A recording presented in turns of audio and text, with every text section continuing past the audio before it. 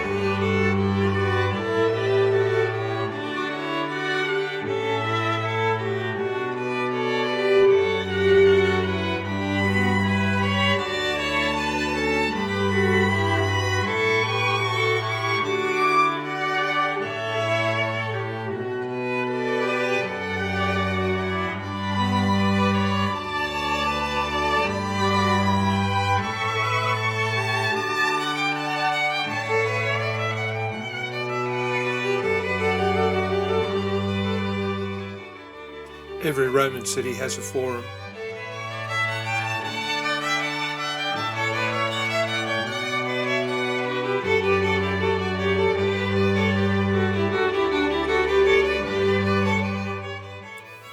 The Southern Theatre has been extensively restored and is still used for productions today. My 60th birthday had just passed. The night before, Anna organised a party. I had Stolat sung to me in about 50 regional variations. Today she went one stage further and had Happy Birthday played on bagpipes for me.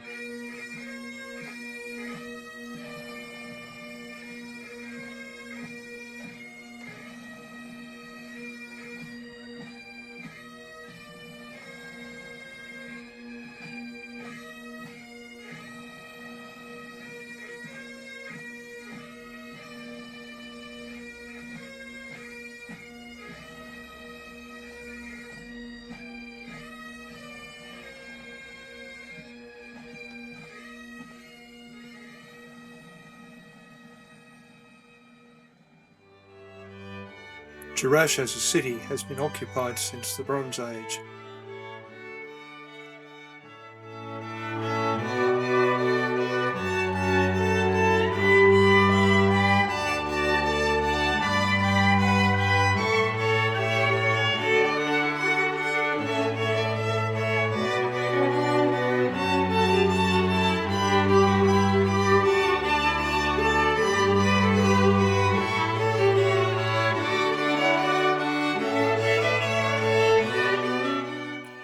The Temple of Artemis was built in the middle of the highest of the two terraces of the sanctuary in the core of the ancient city of Jerash.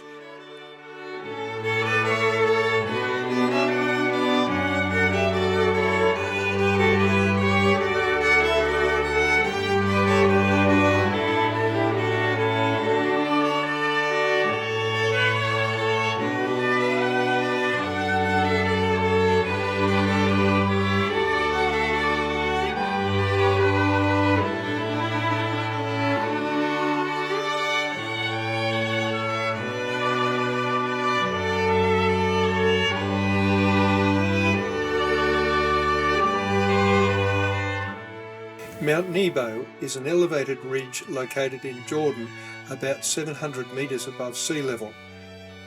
It is mentioned in the Bible as the place where Moses was granted a view of the promised land before his death. Sometimes I think God has a sense of humour.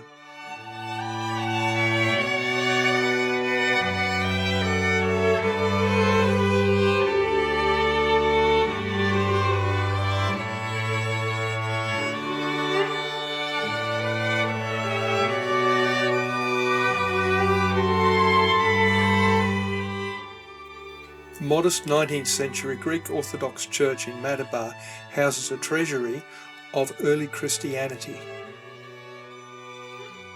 During reconstruction of the church, archaeologists discovered a mosaic that represents one of the oldest maps of Palestine in existence.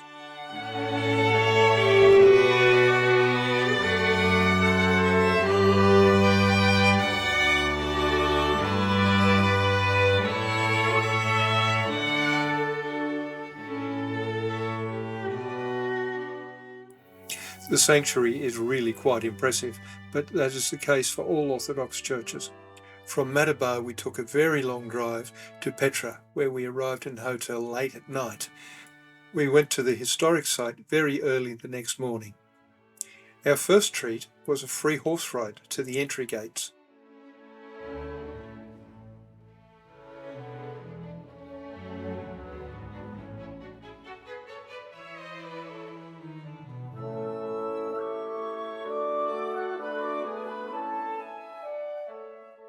Al-Siq is near the entry to the Nubian city of Petra. This is the entry gate where you buy your tickets. We already had tickets.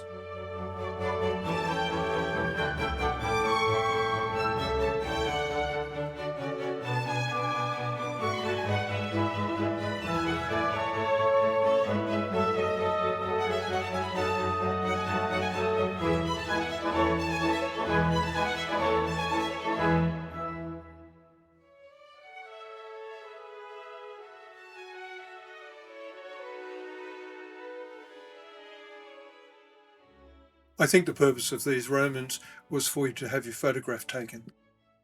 It was quite a long walk down a narrow gorge before we got into the city.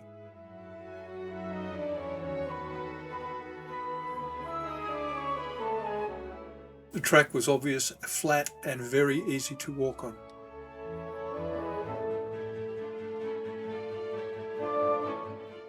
Along the side was an aqueduct channel, long disused.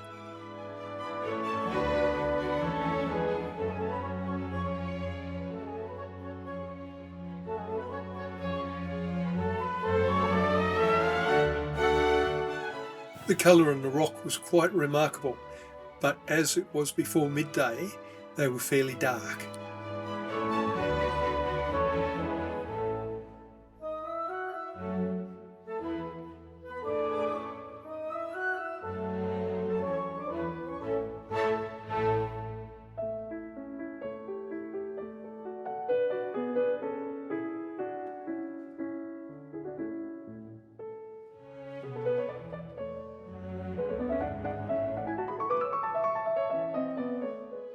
Clearly people were much faster walkers than we were.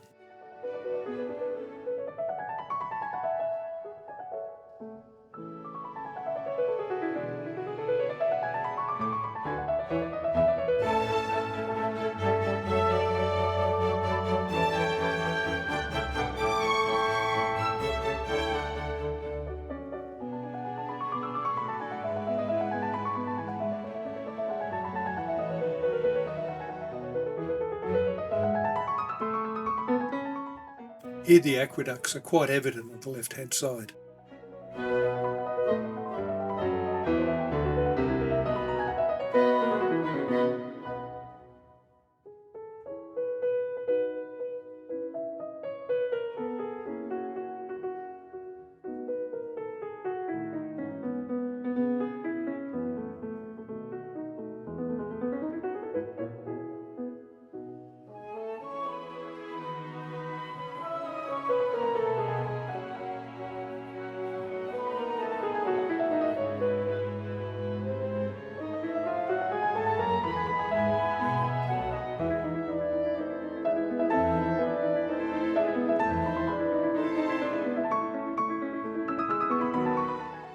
Here we get our first glimpse of the famous Treasury building.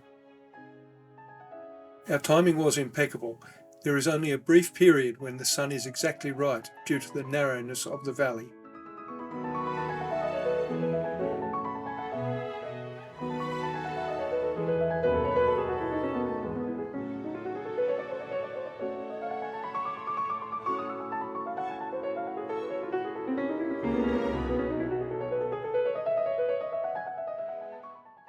The camels didn't appear to serve any purpose.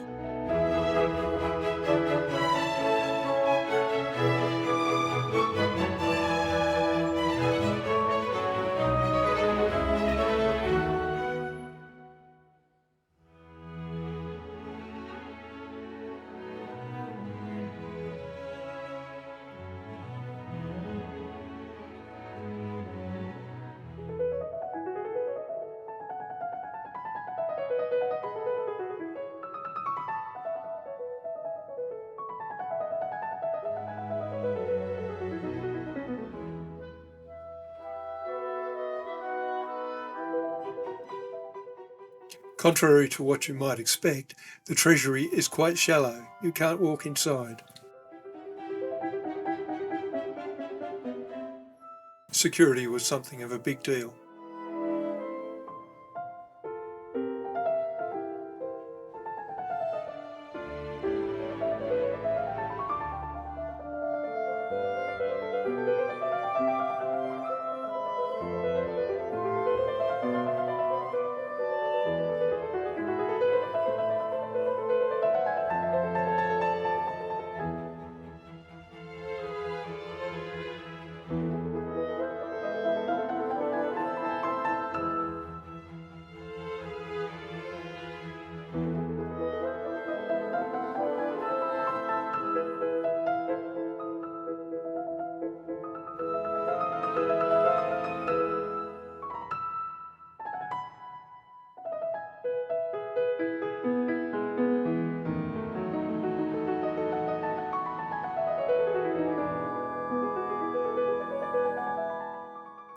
There is much more to Petra than the treasury.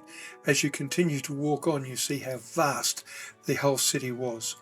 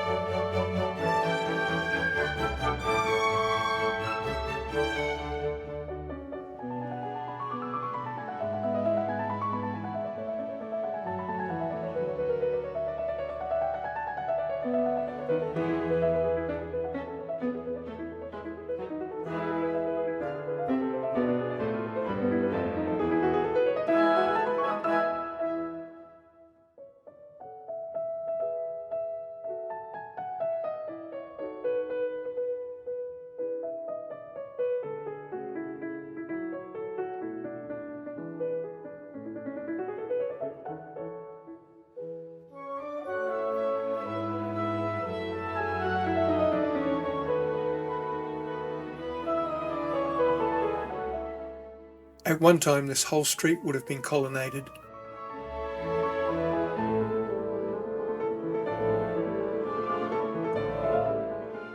The Great Temple was probably completed in the 1st century AD.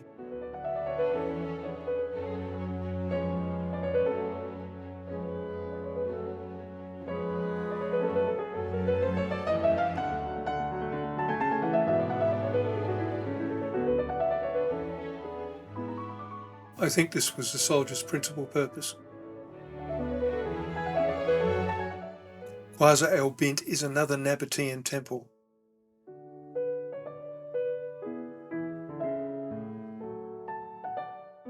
The donkeys were for hire at a very reasonable rate, but there was a catch. The owner took us through a very rocky creek which made us feel quite unstable, and it chose to get off and walk.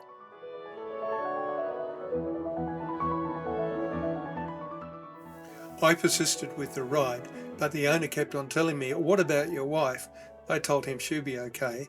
As we got into the steeper parts, the donkey would rub my leg against the wall. In the end, I gave up as well. No refund, of course, but I think that was the idea. I had a cup of tea with this old lady while I waited for Anna. Remarkably, she was only a few minutes behind.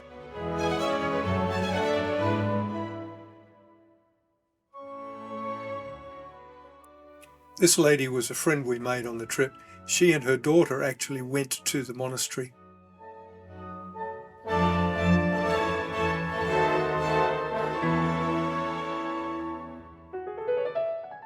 These are photographs of the monastery which she generously gave us. It was originally carved as a Nabatean tomb. Google gives me two answers as to its age. It was either 3 BC or 1 AD.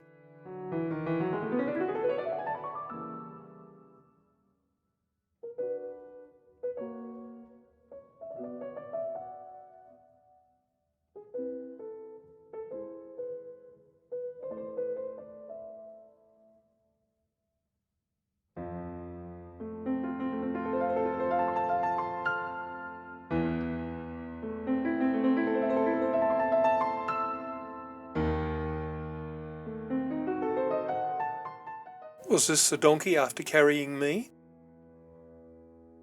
We had a well-earned lunch in this cafe with delightful views.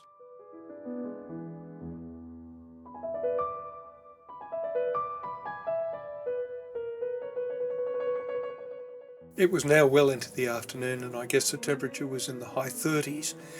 We wanted some water. When we tried to buy a bottle of water, the seller wanted 2 dinar. We had only paid 1 dinar outside of the historical site, but this guy wasn't going to negotiate. We had a very long walk back to our hotel.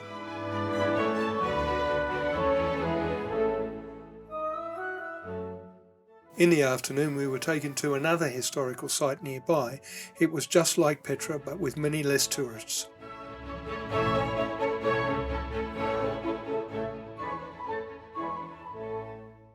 The site is called Al-Siq al-Barid. It is north of Petra and of a very similar age. It is also Namibian.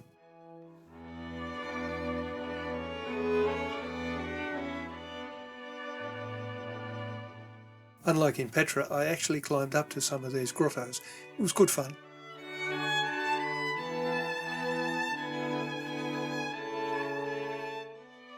Sayhound is the town where our hotel was. This is looking down on Little Petra.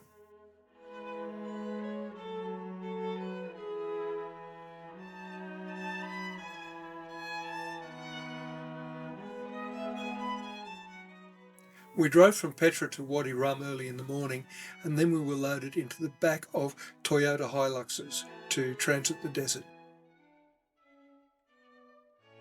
Wadi Rum is a protected desert wilderness in southern Jordan. It features dramatic sandstone mountains and natural arches.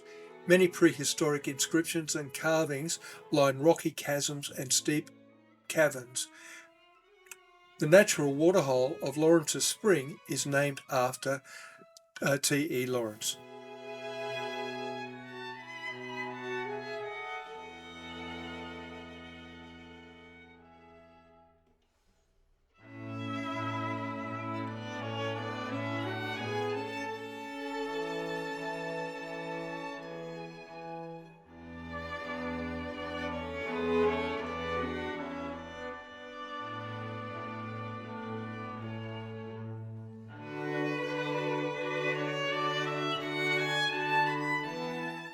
This old world desert plant is Panicum turgidum.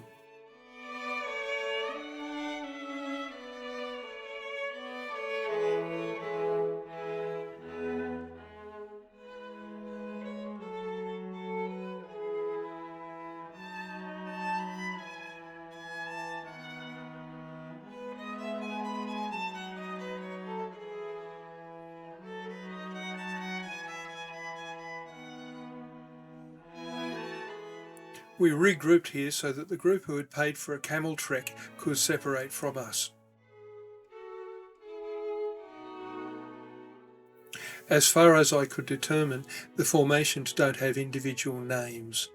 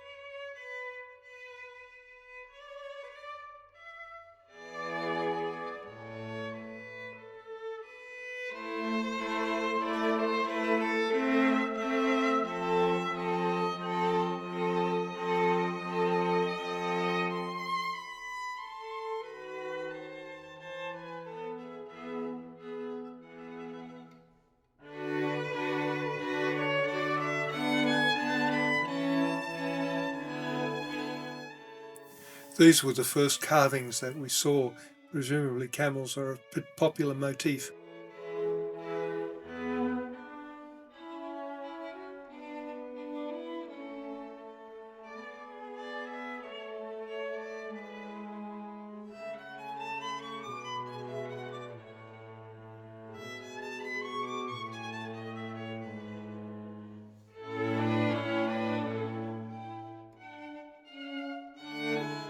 I don't know if they're stray or feral camels, but they were pretty common.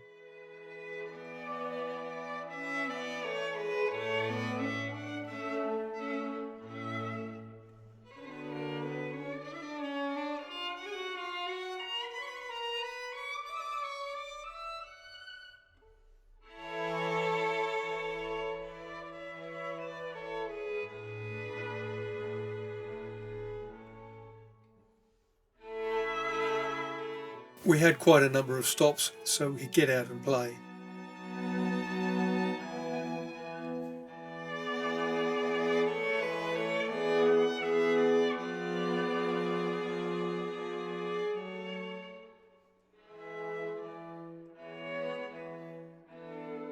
The group who took the camel rides are now rejoining us.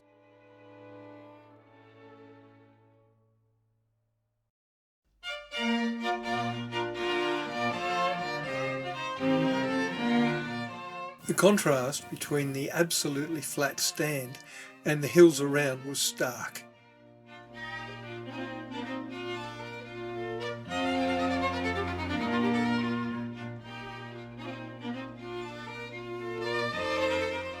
This is a Bedouin village where we were to spend an hour or two. I thought Bedouins were nomads.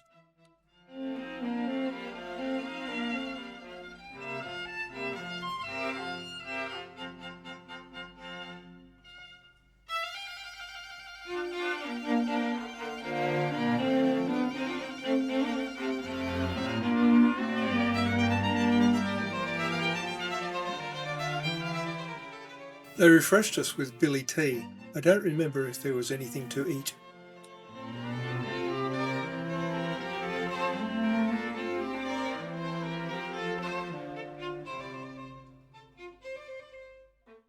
The girls were given the opportunity to dress up as a letterbox. Anna took it.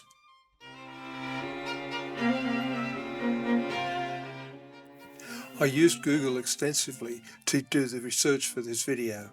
I am now being bombarded with ads to visit places I have already been.